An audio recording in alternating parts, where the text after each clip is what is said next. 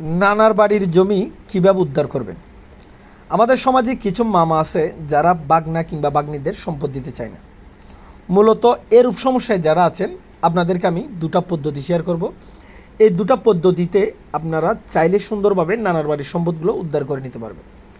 এক নম্বর পদ্ধতি হচ্ছে আপনার সামাজিকভাবে সালিশের মাধ্যমে আপোষে সম্পদ বন্টন করে নেওয়ার চেষ্টা করবেন, সেটা সর্বোচ্চ চেষ্টা করবেন। যদি কোনো কারণে আপোষে আপনাদেরকে সম্পদ দিতে না চায় আপনার মামারা, সেক্ষেত্রে আপনার করণীয় হবে আপনি একটা পার্টিশন স্যুট মামলা দায়ের করতে পারেন। এই পার্টিশন স্যুট মামলা দায়ের করার ক্ষেত্রে আপনার দুটো পদ্ধতিতে কিন্তু পার্টিশন স্যুট মামলা করতে হবে। একটা হচ্ছে যদি আপনার মা জীবিত থাকে, সেটা হবে আপনার নানা মৃত্যুর পর কতজন ওয়ারিশ রেখে মারা গেল একটা ওয়ারিশ সনদ সংগ্রহ করতে হবে এবং আপনার নানার রেখে যাওয়া সম্পদের দলিল কিংবা আপনার যে খতিয়ান আছে এই খতিয়ানগুলো সংগ্রহ করতে হবে।